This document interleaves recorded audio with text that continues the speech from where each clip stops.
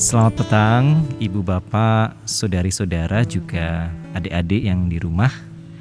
Pada petang hari ini, kita akan bersekutu bersama di dalam persekutuan doa masa Prapaskah yang pertama.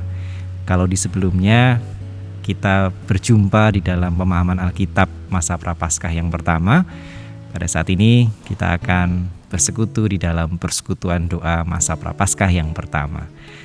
Nah, pada kesempatan ini kita akan kembali merenungkan sabda Tuhan yang sebenarnya sudah kita baca dan diskusikan bersama di dalam ibadah Minggu 7 Maret 2021 yang lalu. Tetapi kita akan mencoba melihatnya dari sisi yang mungkin sedikit berbeda. Nah, sebelumnya marilah kita terlebih dahulu bersatu di dalam doa, memohon pertolongan Roh Kudus. Mari kita berdoa. Tuhan, sabdamu adalah sabda yang kaya dan dalam. Oleh sebab itu, setiap kali kami menghampirinya, kami bisa menjumpai sisi yang baru, kami bisa mendapati kebajikan yang baru.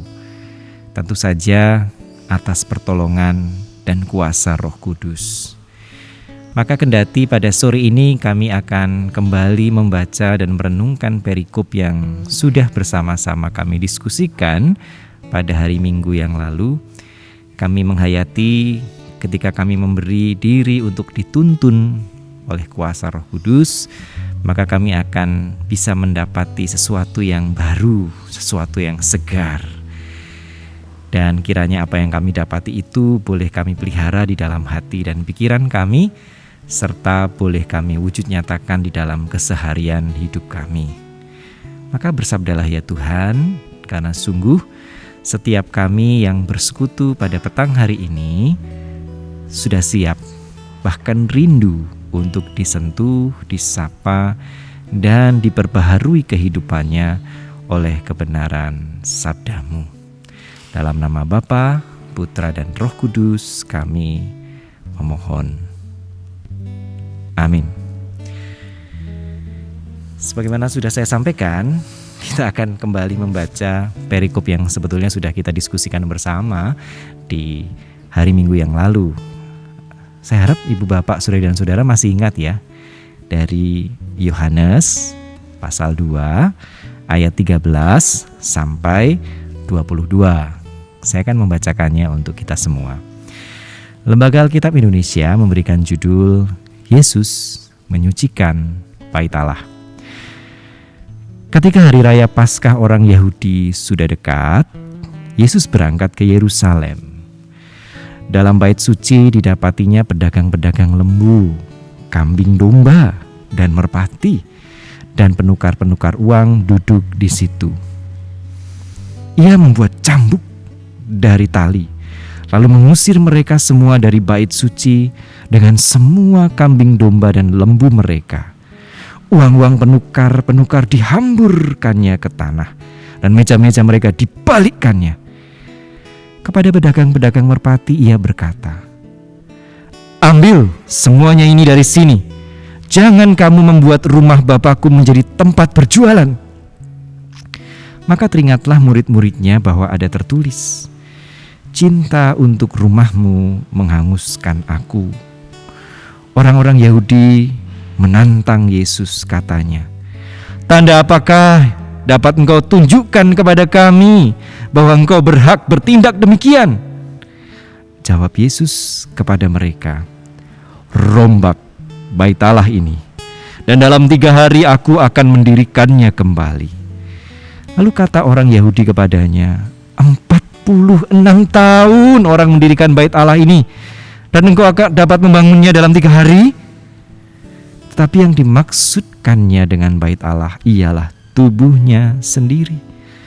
Kemudian sesudah ia bangkit dari antara orang mati, barulah teringat oleh murid-muridnya bahwa hal itu telah dikatakannya, dan mereka pun percayalah akan kitab suci dan akan perkataan yang telah diucapkan Yesus. Demikianlah Injil Yesus Kristus.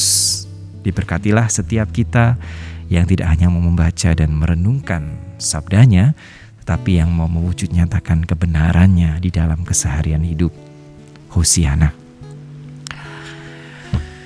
Ibu bapak, saudari-saudara, mas mbak, juga adik-adik, kita biasa menggambarkan Yesus Kristus sebagai sosok yang lembut dan welas asih.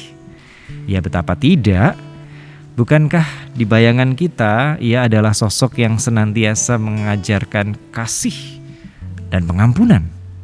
Dan bukankah ia juga senantiasa kita ingat sebagai sosok yang menganjurkan sikap cinta damai yang nir kekerasan? Tetapi dalam perikop yang menjadi pusat perhatian kita pada kesempatan ini, kita justru mendapatkan gambaran Yesus yang sangat berbeda. Ia dikisahkan membuat cambuk dari tali, kemudian menggunakannya untuk mengusir atau menghalau para pedagang hewan dari kompleks bait suci. Dan bukan hanya itu, ia juga dituturkan membalikkan meja para penukar uang serta menghamburkan uang mereka. Singkatnya, di perikop ini kita mendapatkan gambaran Yesus Kristus yang tengah murka. Kita mendapati sosok Yesus Kristus yang tengah dibakar oleh kecintaannya pada rumah Bapaknya. Semakin menarik, gambaran Yesus yang murka ini ternyata dicatat di keempat Injil. Jadi tidak main-main. Ada bagian-bagian kisah hidup Yesus yang hanya dicatat di salah satu atau salah dua atau salah tiga Injil. Tetapi bagian Yesus yang murka ini dicatat di keempat Injil. Kalau ibu bapak, saudari-saudara, juga adik-adik, mas mbak mau periksa, di Injil Matius kita bisa menjumpainya di pasal 21 ayat 12-13. Kalau di Markus bisa dijumpai di pasal 11 ayat 15-17. Dan kalau di Injil Lukas itu di pasal 19 ayat 45-46. Jadi ini diceritakan. Nah, tentu saja kita bertanya-tanya, kok Gusti Yesus sampai sedemikian murka ya? Kok sosok yang begitu lembut, begitu penuh kasih ini bisa begitu murka ya? Kenapa? Nah, di ayat 16, ibu bapak, saudari dan saudara, kalau tadi kita baca, kita cermati, memang dikisahkan Gusti Yesus bersabda kepada para pedagang merpati, "Ambil semuanya ini dari sini.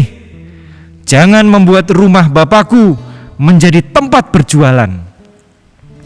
Dengan demikian, tampaknya hal yang membakar amarah Gusti Yesus adalah praktik perdagangan yang ia jumpai di kompleks Bait Allah. Sejumlah penafsir juga berpendapat bahwa praktik perdagangan tersebut sangat kotor dan merugikan para peziarah yang datang ke Bait Suci. Misalnya William Barclay yang terkenal itu mencatat demikian,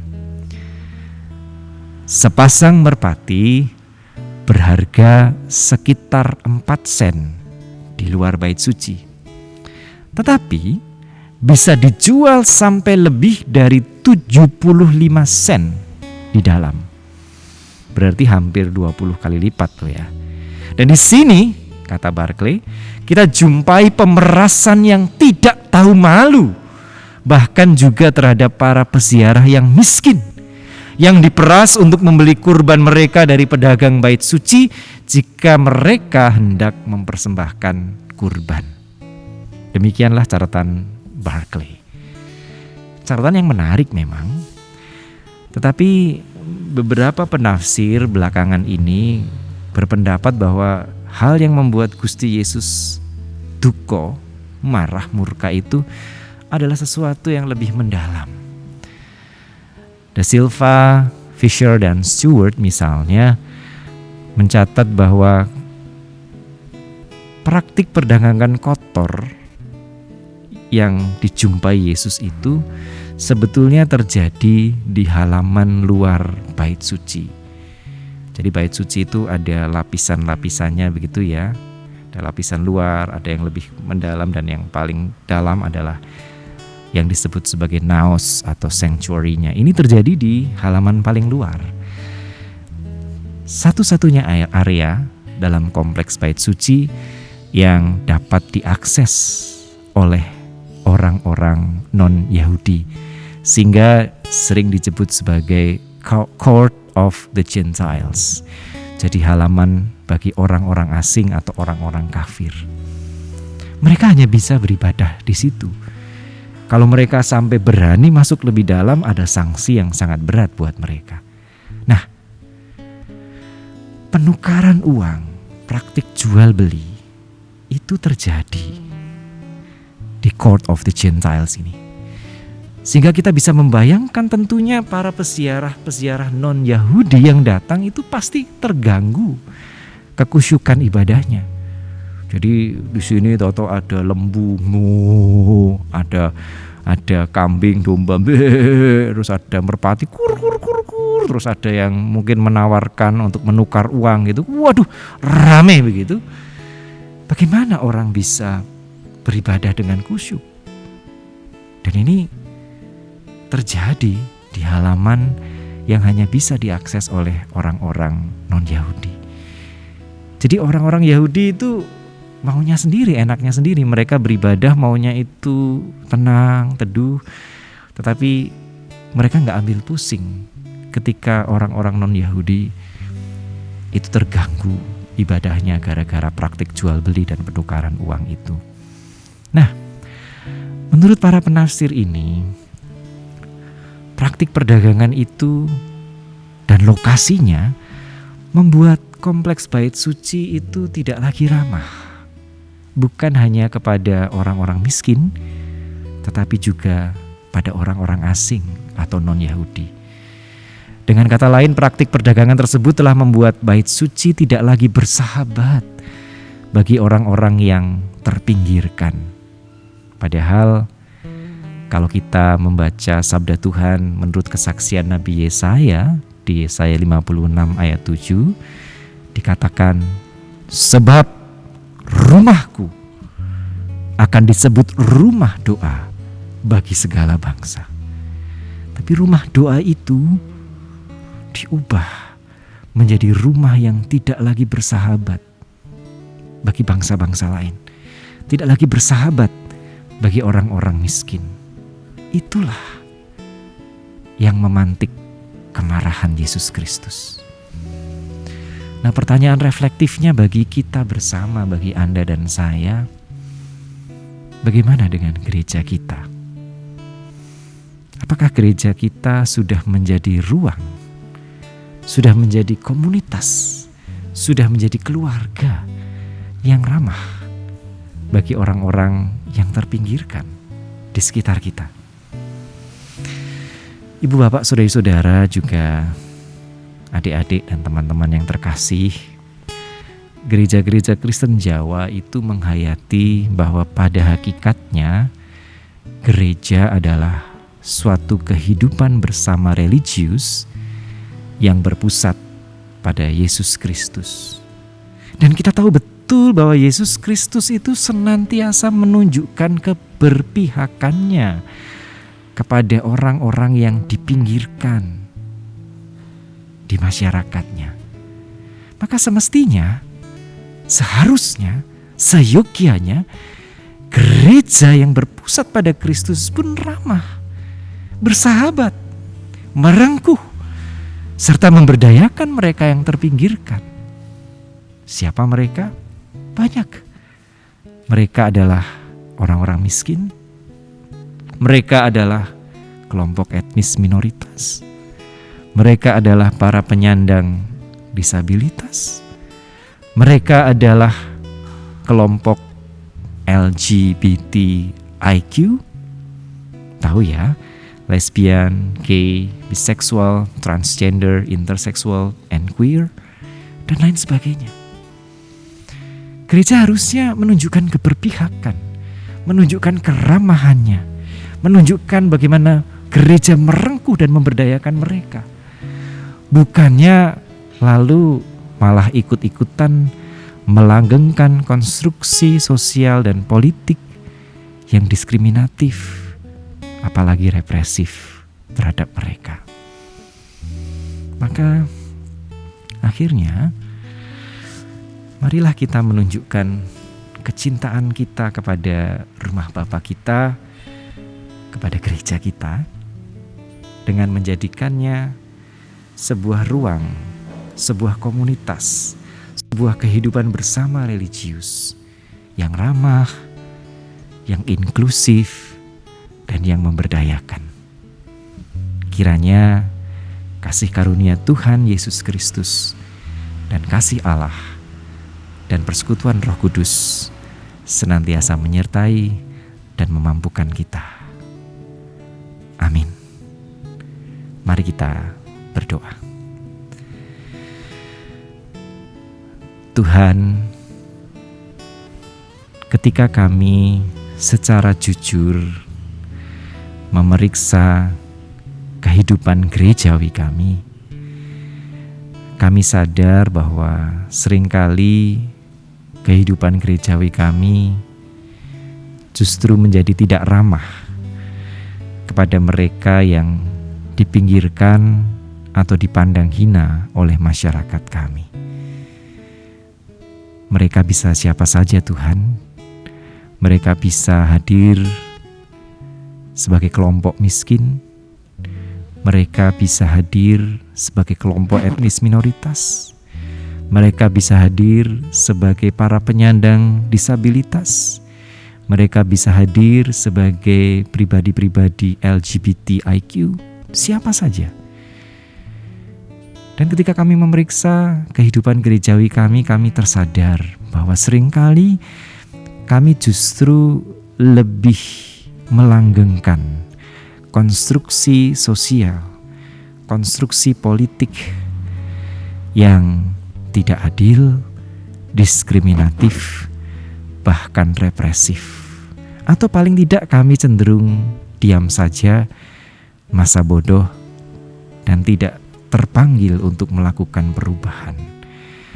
Oleh sebab itu, pada saat ini kami sungguh bersyukur ketika Engkau hadir menyapa kami, mengingatkan kami melalui kisah Kristus yang menyucikan bait suci.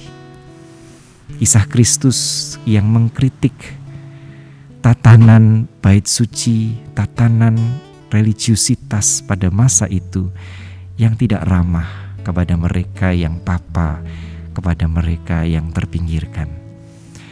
Dan kiranya ini lalu menyadarkan kami kepada panggilan untuk menjadi gereja, menjadi keluarga Allah yang semakin ramah, semakin inklusif, dan semakin memberdayakan. Dari mana kami harus memulainya Tuhan? Tentu saja dari diri kami sendiri dan keluarga kami. Kiranya Roh Kudus hadir dan memampukan kami. Dalam nama Bapa, Putra, dan Roh Kudus, kami memohon. Amin. Demikianlah persekutuan doa kita pada petang hari ini. Selamat menjalani masa Prapaskah, selamat merenungkan dan menghayati kembali masa-masa penderitaan Kristus. Dan kiranya ini memampukan kita menjadi pribadi, keluarga, dan gereja yang semakin serupa dengan Sang Kristus sendiri. Sampai jumpa di kesempatan selanjutnya. Tuhan memberkati. Amin.